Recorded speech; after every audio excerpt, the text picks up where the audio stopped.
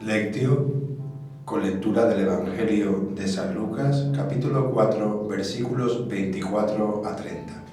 Ven Espíritu Divino, manda tu luz desde el cielo, Padre amoroso del pobre, donen tus dones espléndidos, luz que penetra en las almas, fuente del mayor consuelo.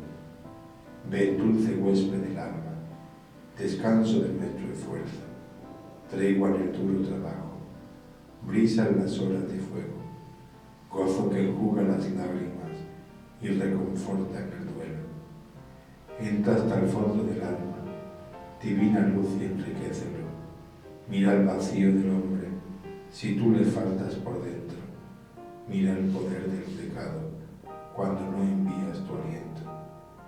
Riega la tierra en sequía, sana el corazón enfermo, lava las manchas, infunde calor de vida en el hielo, toma el espíritu indómito, guía al que tuerce el sendero. Reparte tus 7 dones, según la fe de tu siervo, por tu bondad y tu gracia, dale al esfuerzo su mérito, salva al que busca salvarse, y danos tu gozo eterno. Amén.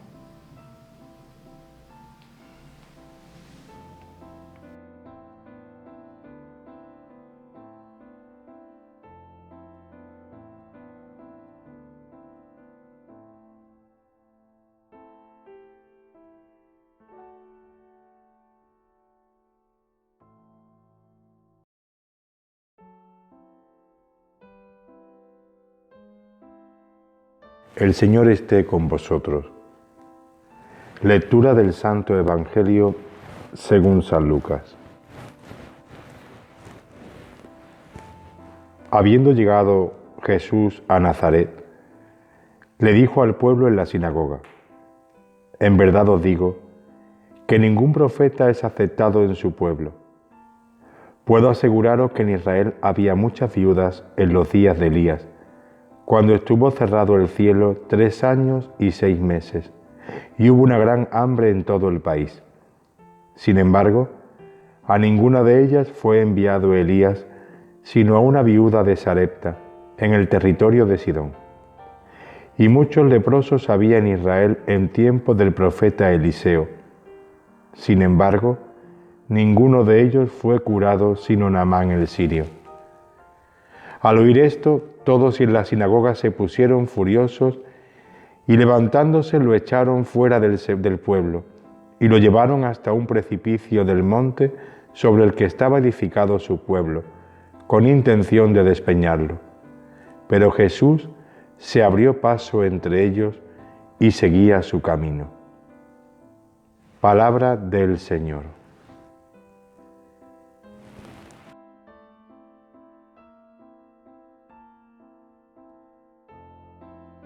Queridos hermanos, nos encontramos aquí nuevamente con un evangelio que nos sitúa el designio del profeta, el designio del siervo de Dios. Ya el profeta Isaías anuncia que el destino del siervo va a ser un destino que pase por el rechazo, que pase por la negación, que pase por la huida y el abandono y que al final acabe en una muerte de cruz, en un sacrificio que obtendrá la expiación de todos nuestros pecados. Por eso, para nosotros, este evangelio se convierte en un evangelio paradigmático. Vino a los suyos y los suyos no le recibieron. Así, en el prólogo del evangelio de Juan aparece este destino del siervo que viene a cumplir Jesús por obediencia al Padre. El destino de Jesús ya va marcado desde el principio de este evangelio de Lucas, este principio del ministerio público de Jesús del evangelio de Lucas, puesto que Lucas también incluye los evangelios de la infancia en los primeros capítulos, y desde el comienzo del ministerio de Jesús aparece el rechazo de los suyos, en este caso de los de su pueblo. Así será siempre. Luego será el rechazo de algunos discípulos, luego será el rechazo de los apóstoles, y así hasta quedar abandonado. Tan solo al pie de la cruz lo acompañaban su madre, su discípulo amado y las mujeres que lo seguían de lejos. Y el Señor profetiza aquí que es que la palabra de Dios es incómoda Y por tanto, como es incómoda, ya no solo es su persona, su signo, es una palabra que compromete, la palabra que él pronuncia en la sinagoga y que en cierto modo deja incómodo a aquellos que lo están escuchando, a sus contemporáneos y, por qué no decirlo también a nosotros. El Señor nos está poniendo en referencia aquí la falta de fe y la falta de obediencia del pueblo, de su pueblo y de nosotros, que somos también su pueblo. Y pone dos ejemplos. El ejemplo de la viuda de Sarepta, que socorrió a Elías, y el ejemplo de Naamán el sirio, que fue curado por Eliseo y sin embargo tampoco era judío, tampoco era de los de su pueblo, tampoco aguardaba la salvación de Israel. En la primera lectura hemos podido también contemplar y escuchar cómo en este episodio Naamán el sirio vivía una conversión. Dice la primera lectura que Naamán el sirio era poderoso, y en tanto que poderoso, nunca se hubiese dignado a hablar y a atender el consejo de una esclava hebrea que en una de las campañas militares se había traído él para su pueblo. Pero la necesidad obliga, y fue caer enfermo de lepra, donde aquel poderoso temía no solamente la enfermedad, sino la exclusión y el rechazo que también conllevaba esta enfermedad en los pueblos antiguos. No solo en Israel, sino en los pueblos también aledaños, la lepra era contagiosa y por tanto al leproso se le marginaba. Escuchamos en el Evangelio en tantas ocasiones cómo los leprosos vivían a las afueras de la ciudad. Naamán el sirio podía pasar de ser poderoso a ser un rechazado, a ser un ninguneado, a ser peligroso y mirársele con recelo. Por eso él, ante ese miedo de cambiar de situación, escucha el ruego, la súplica, el consejo de una de las esclavas hebreas que él tenía. Es curioso porque incluso ese mismo consejo es al final seguido por su rey, que le envía en caravana con grandes regalos para el rey de Israel, para obtener el favor del rey de Israel, que su profeta sanase a Naamán como había dicho su esclava hebrea. La sorpresa fue que al final Naamán accedió por miedo, porque realmente no lo concedía en principio, al menos todavía, autoridad a esa hebrea por ser del pueblo de Israel. Pero accedió porque, quién sabe, si al final podía tener razón, lo tenía todo perdido. Otra contradicción se produce cuando aquel poderoso leproso, y ahí está una contradicción grande, se presenta ante el rey de Israel, que se siente ofendido por haber querido ser como sobornado para tentar a su Dios. Y él no tiene otra cosa que rasgarse las vestiduras, y aquel hecho llegó a oídos del profeta Eliseo. Entonces interviene la palabra de Dios. Vamos viendo cómo hay una sucesión en este episodio de Naamán el sirio. Hay una obediencia tanto de Naamán el sirio como de su rey de Siria a una hebrea, a una insignificante mujer joven y judía ante ese pueblo, y esa humillación el Señor la acoge. Hay una segunda humillación, el episodio ante el rey, que se rasgó las vestiduras delante de él y se enfadó delante de él porque estaba entendiendo un soborno para tentar el poder de su Dios. Y ante eso interviene Eliseo para que aplaque su ira y deje realmente aconsejar y se deje sanar por el Dios de Israel, que seguramente tendría mucho fruto en la conversión de Naamán y posiblemente en la conversión de su pueblo. Al final el rey accede y el profeta Eliseo recomienda a Naamán que vaya a bañarse al Jordán. Fijaos que si estamos en medio de una catequesis bautismales preparando a los neófitos que van a recibir el bautismo en la Pascua, y por eso todas estas catequesis en cierto modo mistagógicas que ayudan a través de estos evangelios a captar el sentido profundo del bautismo, en este caso se nos presenta también una catequesis bautismal a través de este hecho. Pues al igual que veíamos en la Samaritana, todo el sentido bautismal que tenía ese diálogo de Jesús con ella en el pozo de Sicar, también aquí ante el profeta Eliseo se nos muestra una recomendación de bañarse en el Jordán. Ante lo que Naamán el sirio se siente ofendido. No habrá ríos en Siria mejores que el Jordán para poder ser purificado, para poder ser sanado. Y lo envía al río de los israelitas, al Jordán.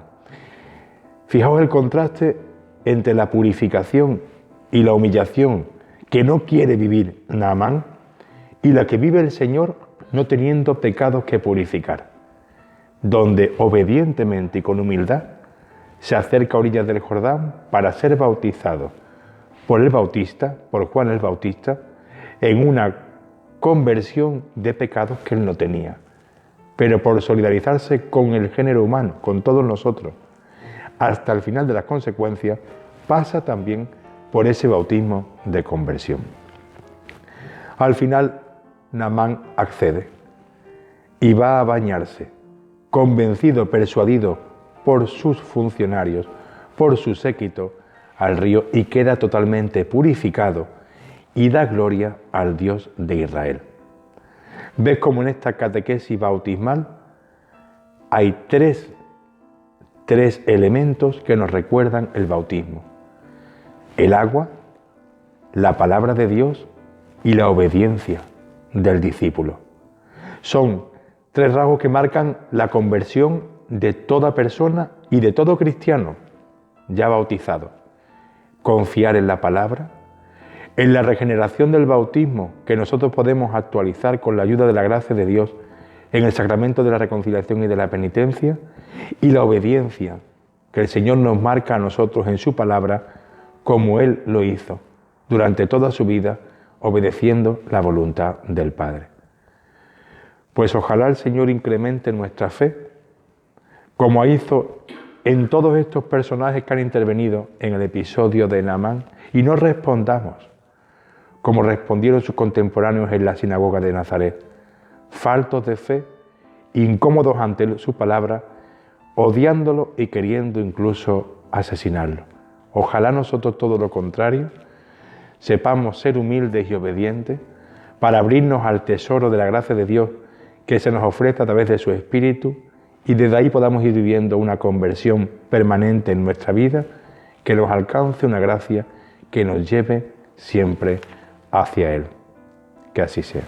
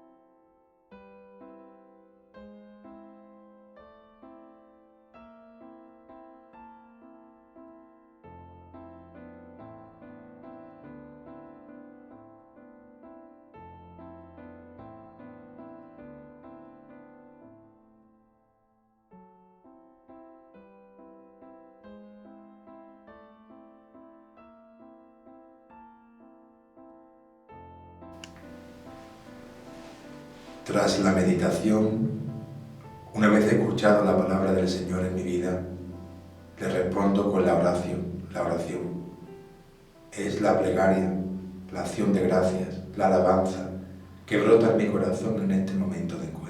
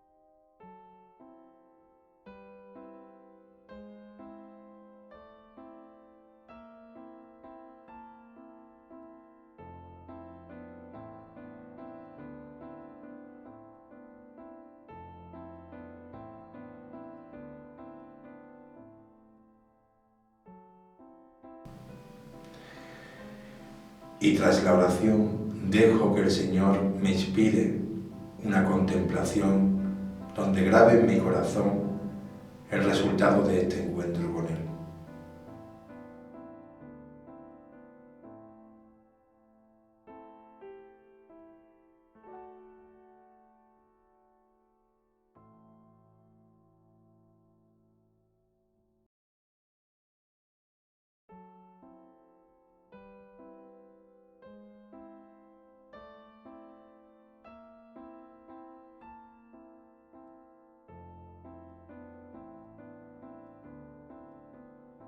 Por último, brota en mí un propósito, la acción, para bajar del monte, bajar del Tabor y poner en práctica lo vivido en este encuentro con el Señor.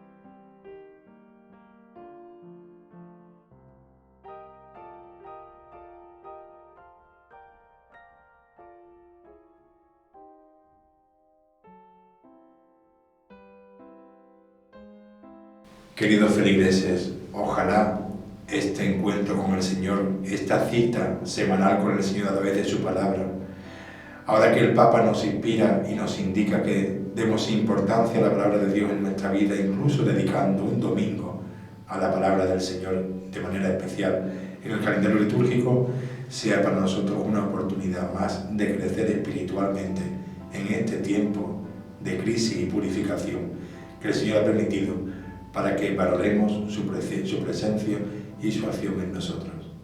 Buenas tardes.